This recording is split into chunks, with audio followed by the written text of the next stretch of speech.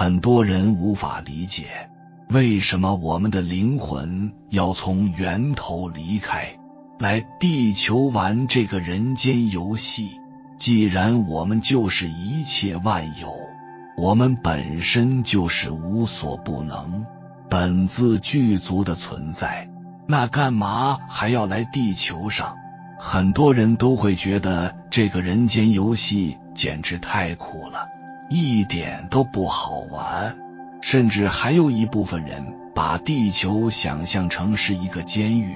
你上辈子在别的星球犯了错，这辈子就会被打入地球这个监狱受罚。所以他们根本无法理解为什么灵魂要从源头离开，更加无法理解他们为什么要来到地球上。那我们到底为什么要来玩这个人间游戏呢？它背后的目的和意义究竟是什么？首先，我们的灵魂离开一切万有去经历去体验的目的，就是为了明白我们自身到底有多圆满。因为在源头里一切都太圆满了，正是因为这种极致的圆满，所以一切万有不知道自己的能力到底有多大。不知道大家能不能理解？举一个非常不恰当的例子，就好像一个出生在皇室的王子，他从小过着锦衣玉食的生活，他所有的愿望都能被实现，被满足，围绕在他身边的一切都是美好。这个时候他的内心可能就会有一种冲动，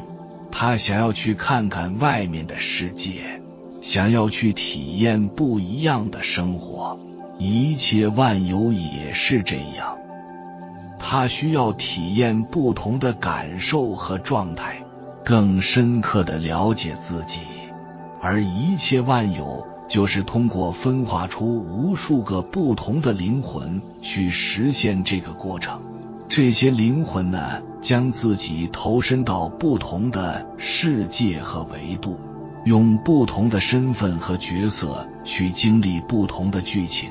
从而逐渐认识到自身的圆满，最终回归一切万有。在这个过程当中，一切万有丰富了自己的感受和体验，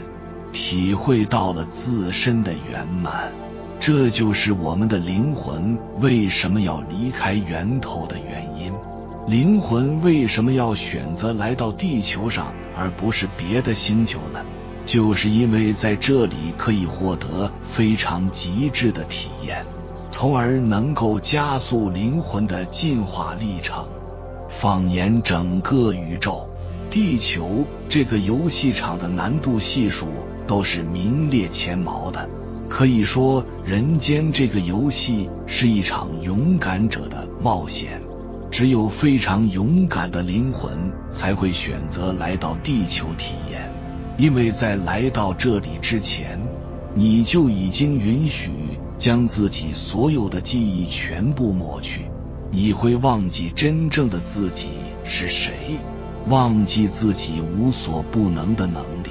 甘愿让自己处于一个处处受限的位置。在这个处处受限的世界里，灵魂会通过体验限制更进一步地认识它自己，从一开始觉得自己什么都不是，到最后发现自己的能力，找回自己的能力，最终跳脱出游戏之外，成为游戏的掌控者。这个从一开始处处受限到最终掌握游戏的这个过程，就是人间游戏最有魅力的部分。除此之外，地球上也隐藏着一个巨大的机会，让灵魂能够彻底地离开游戏，回归一切万有。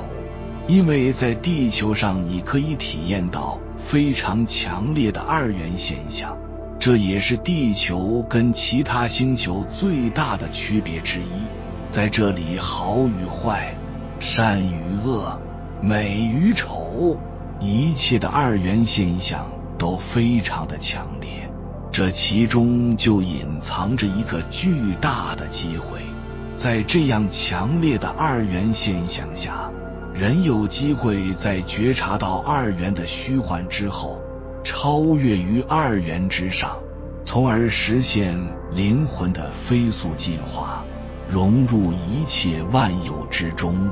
而这在只能体会单一感受的星球是无法实现的。比如说，只有美好或者是只有痛苦的地方。这也是为什么许许多多的扬升大师冒着巨大的风险都要来到地球上去传播他们的教导的原因，就是因为这里是最容易让灵魂获得解脱的地方，而他们的教导也能够在最大程度上帮助地球去提升它的意识水平。所以地球是如此的特殊，它是这个星际间一所伟大的学校。我们每个人都是如此的勇敢，能够选择来到这里去历练。不管你现在正在经历什么，你都要明白，那只不过是暂时的剧情。你随时随地都有机会改变你的想法和信念，因为你的信念会创造你的现实，就像赛斯在个人实上的本质这本书里说的，你憎恶战争并不会带来和平，只有热爱和平才会。所以你只有放下对于吃苦、受罪、被囚禁这样的信念和想象，把注意力放在那些真正让你快乐的事情上，你才能够真正的创造快乐，获得幸福。始终要记得，我们绝对不是灵魂的提线木偶，我们就是灵魂本身。灵魂所有的目的和使命也只能通过我们去完成。当你把更多的注意力放到自己身上，去倾听自己，感受内在的冲动，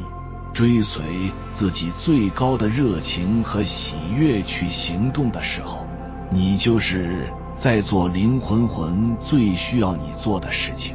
而当你这么做的时候，你就是与你的灵魂达成了一致，允许你的灵魂通过你去完成它自己。有缘人，你是不是觉得地球这个游戏场一点都不好玩，想赶紧离开这个游戏，回归生命的源头？毕竟源头才是无所不能的，在那里面有无限的爱和无限的圆满，听上去就非常的美妙。但是如果你还有这种急切的想要回归源头的想法和念头，你就无法离开这个地球游戏场。为什么呢？因为你能够离开地球游戏场的前提是，你不再紧抓任何一个信念了，彻底对一切信念都放手，以至于连自我这个信念都不再存在。这就是为什么宗教里常说让人放下妄想执着的原因。而我们这种急切的想要去回归源头，脱离轮回的这种想法和念头，它本身就是一种欲望，一种对于信念的抓取，只不过是我们把对于这种世俗的追求名利的欲望替换成了这种解脱轮回的欲望，但本质上它们都是欲望，都是信念。而只要我们还紧抓着某种信念不放手，这个游戏就没办法结束，因为我们的信念它会显化成现实，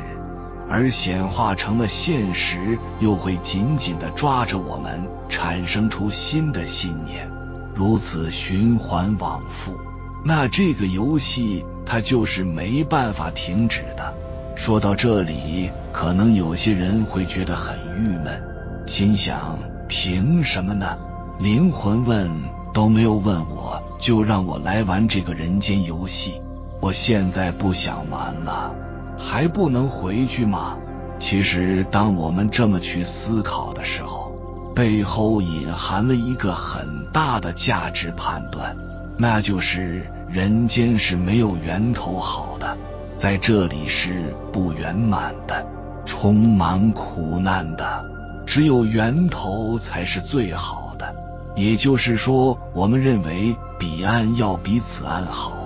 当我们去做这个判断的时候，我们就是强行的把彼岸和此岸分开了，而原本它们是一体的。离开了此岸，我们永远也无法到达彼岸。所以离开地球游戏场这件事情，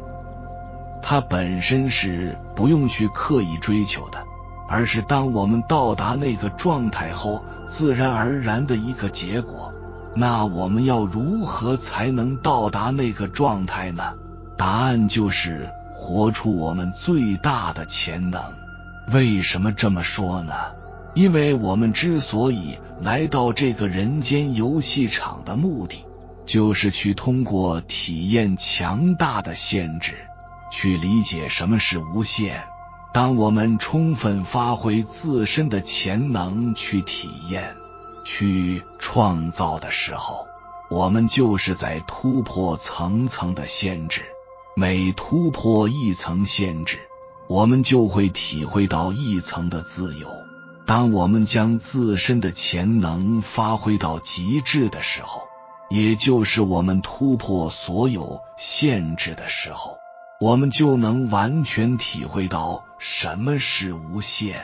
到那个时候，我们就会自动地离开这个人间游戏场，因为这里已经没有我们要去学习和体验的东西了。我们该学习和体验的已经学习和体验完了。那可能有人会问，非得是活出最大的潜能才行吗？我躺平行不行？我清心寡欲闭关修行行不行？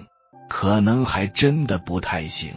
因为宇宙它把我们创造出来的目的，就是希望我们能够去尽情的体验，去创造，活出我们最大的能力。关于这一点，赛斯在《梦进化与价值完成》这本书里有非常详尽的阐述。他说，对于宇宙的目的，你们最接近的了解，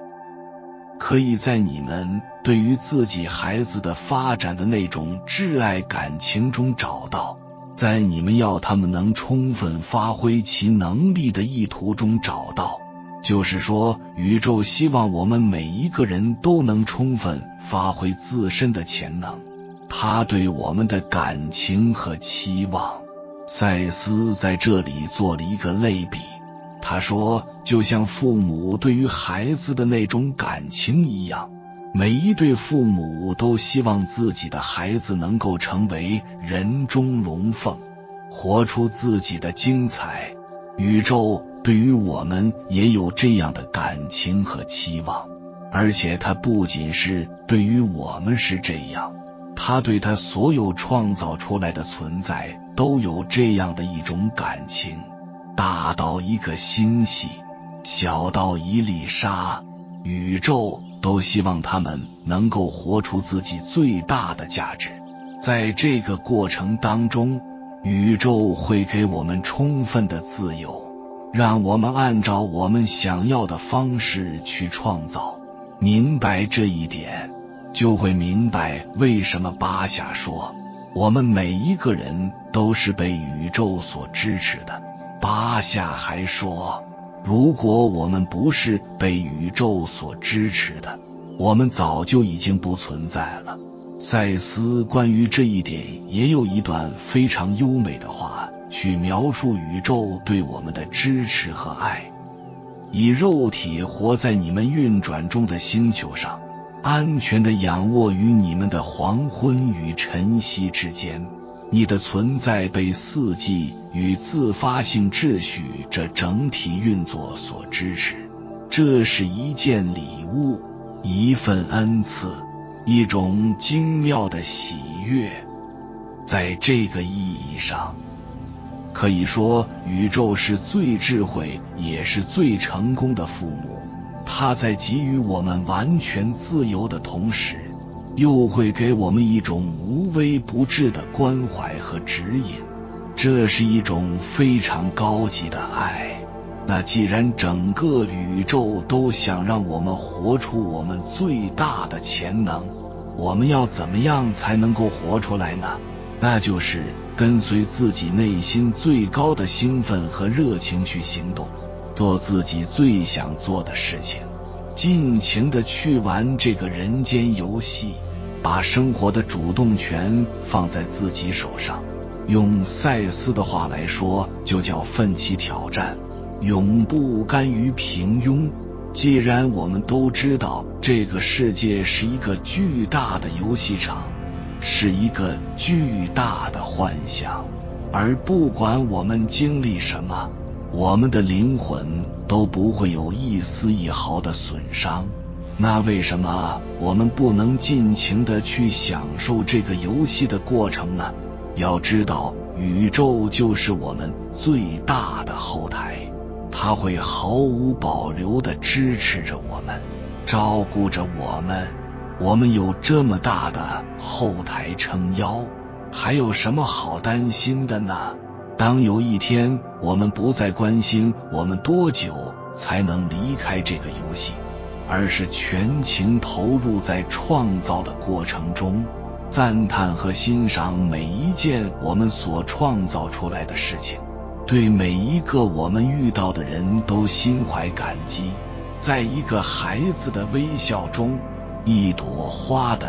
绽放中，一缕阳光的照耀下，都能感受到巨大的爱意。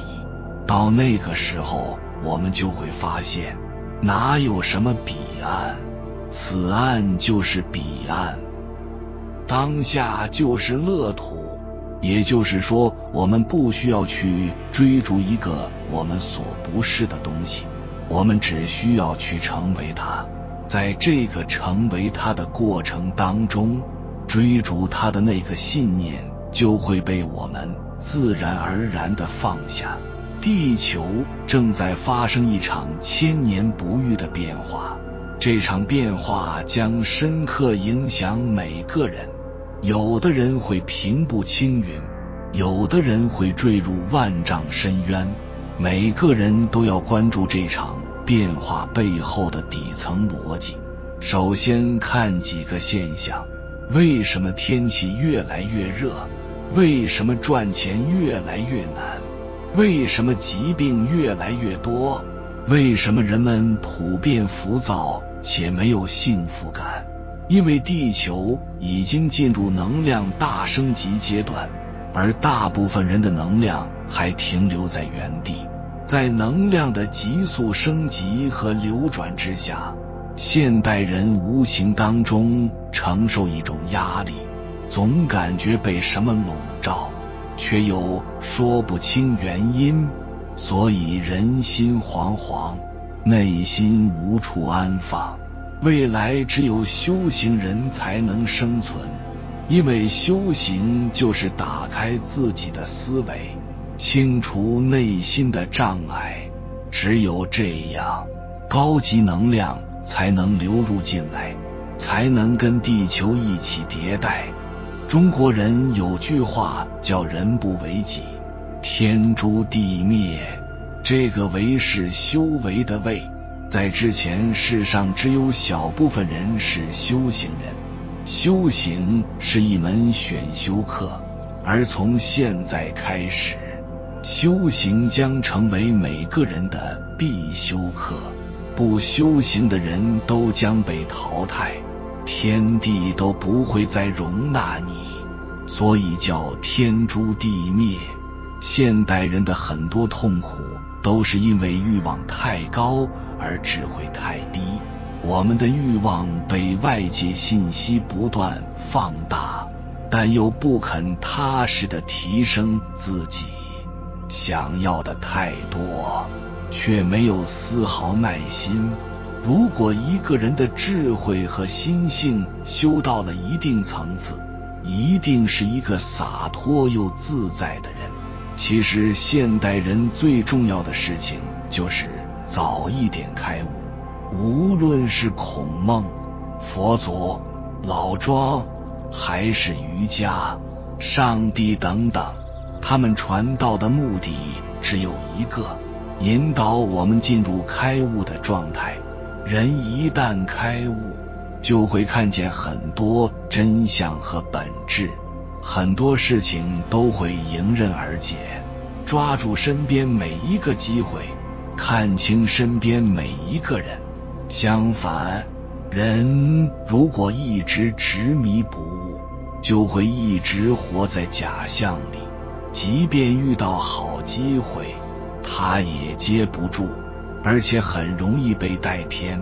被人收割。修行是为了开悟，为了早一天觉醒。绝大多数人一生都是迷茫的，活着只有在临终的那一刻才能觉醒，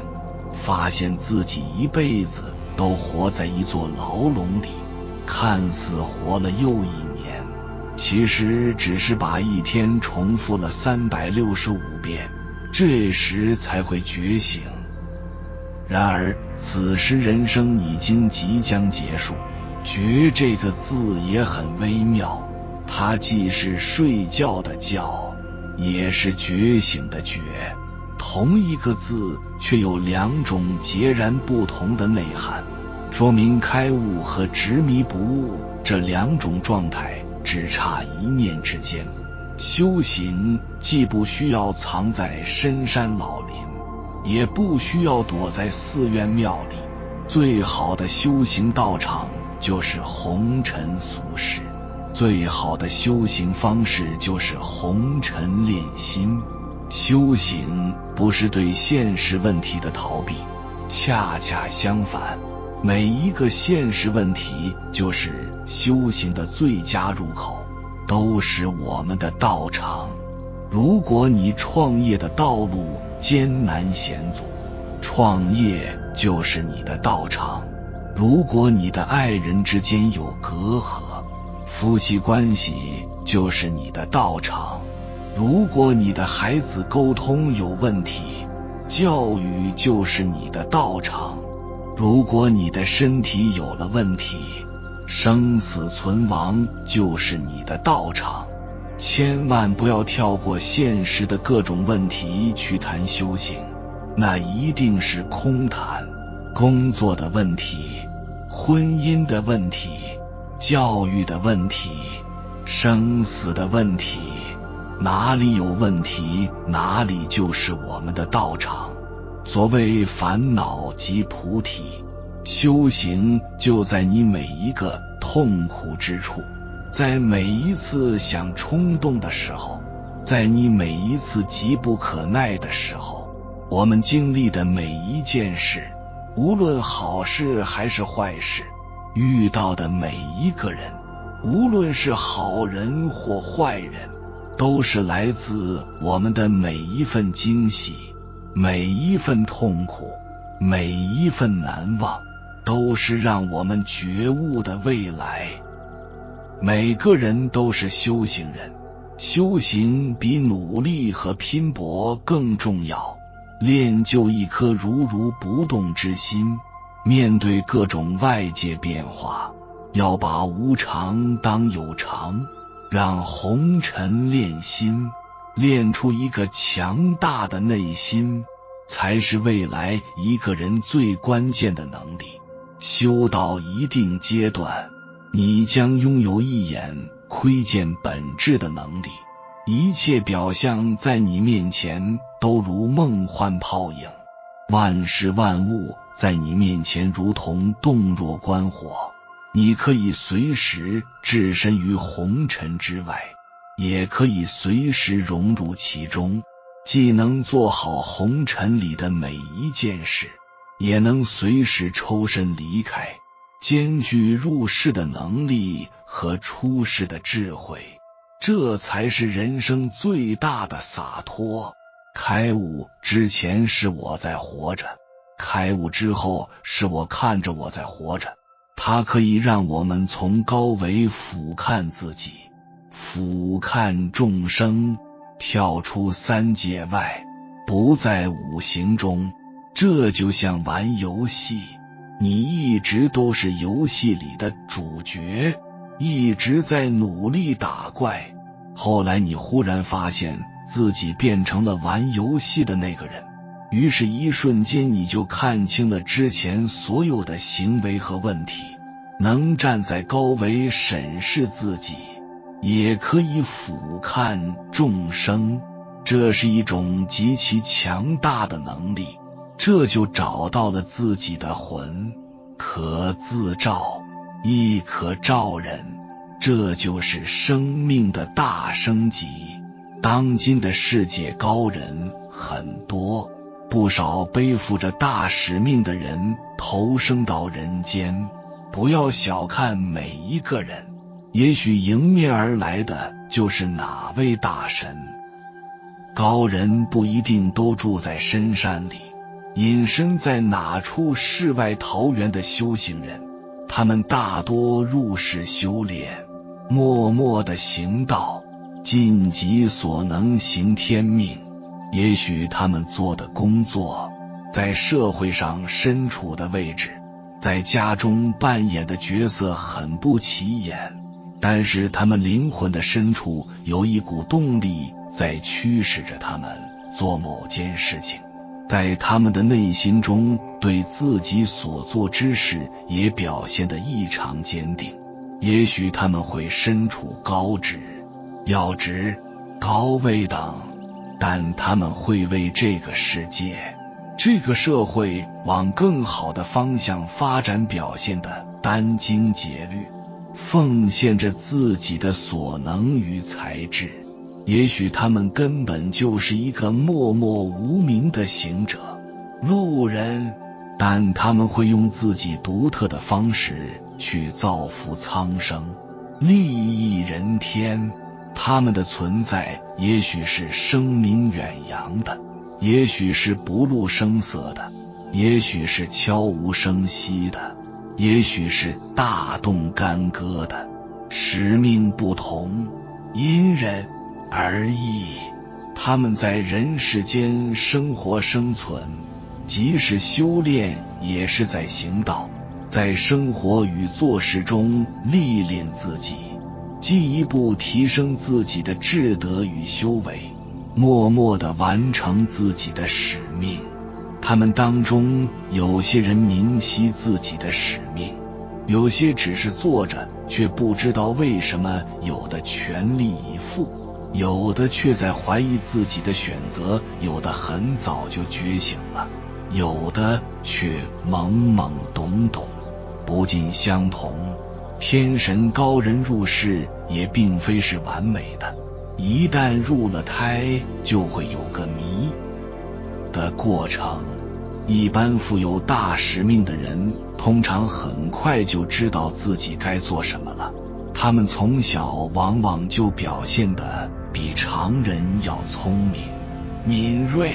精力相对来说要集中些，所以他们在学习上，在某种技能上更易精通，通常能较快掌握各种知识，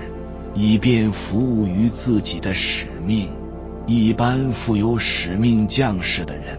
在成长的过程中，会有来自无形的各种相应的点化、提示和保护，以便他们能尽快明晰自己的使命，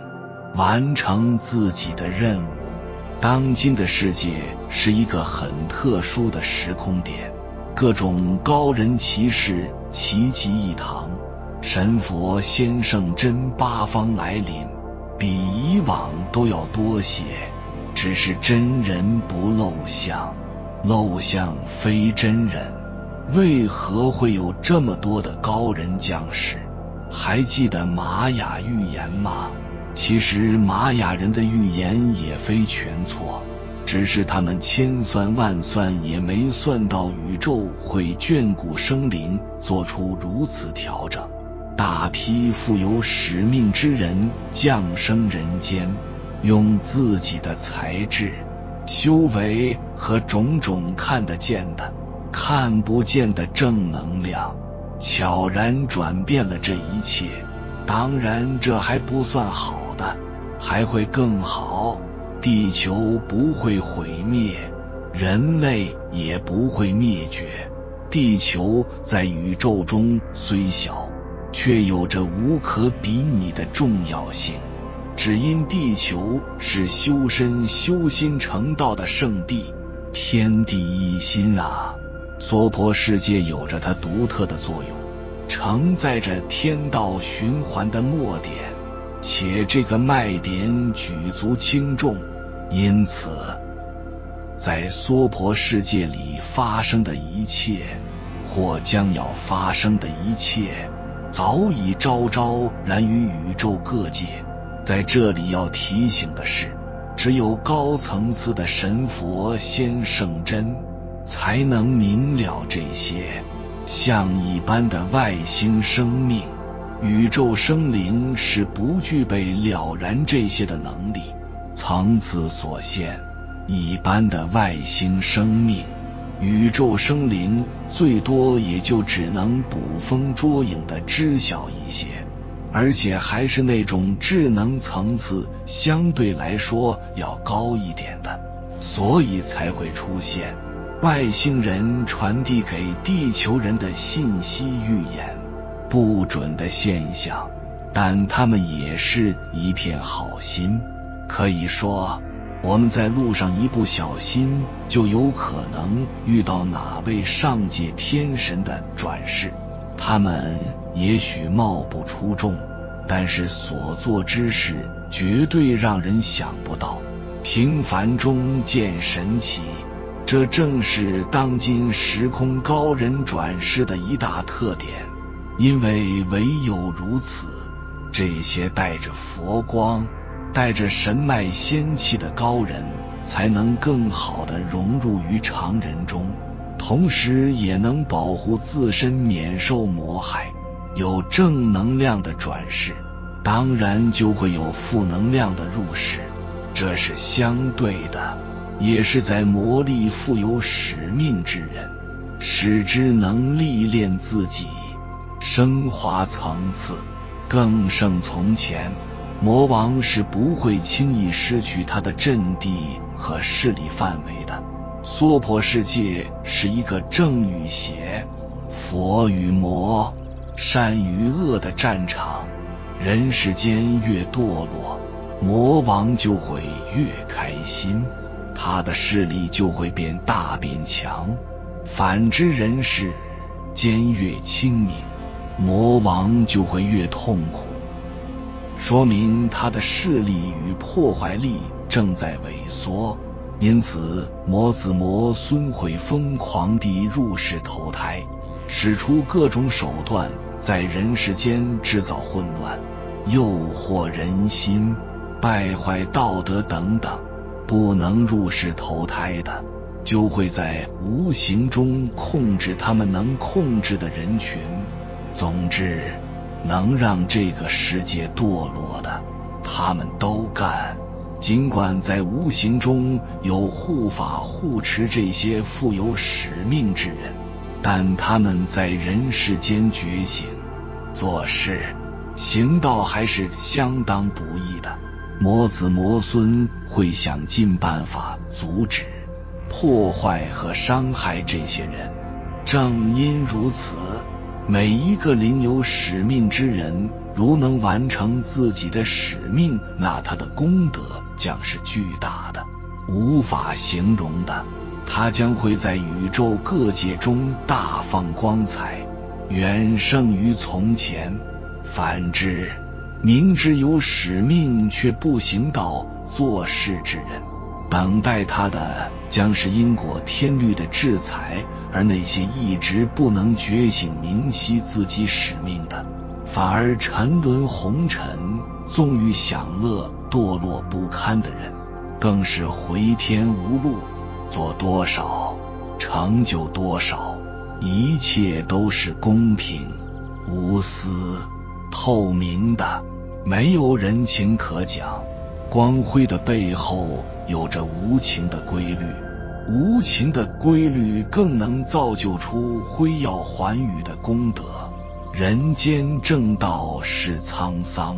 娑婆世界奇妙就在于它能化腐朽为神奇，烈焰生金莲，凤凰涅槃。在上界犯了错的仙灵可以丢尽红尘，吃苦受难，洗尽铅华，历练重生。有大愿度众生的佛道先贤，可以不为红尘艰辛入世化龙，嫉妒有缘。还有一些天赋使命的宇宙精英，更可以在人世间一展才能，正本清源，推进人类文明。浩瀚之余，广行大悲，慈无边际，爱更无量。天道循环，众灵依存，觉者顺应，神奇不可思议。你是否认识到了你自己？有缘人，感谢你看到最后。如果今天的影片对你有所帮助，请按个赞给我响应。灵魂来到地球，不完全是为了体验吃喝拉撒、生老病死，也不完全是为了喜怒哀惧、功名利禄。灵魂因着进化提升的需要来到地球，所有利益众生、利益地球的修炼、修行都会让灵魂进化提升。回复一句顺应天道，愿你与时代同频共振，乘风破浪。还没有订阅频道的，请点击右侧的订阅按钮，与我们建立更深的连接。随缘加入会员，与同频之人共修福报，随喜转发，传播善知识，功德无量。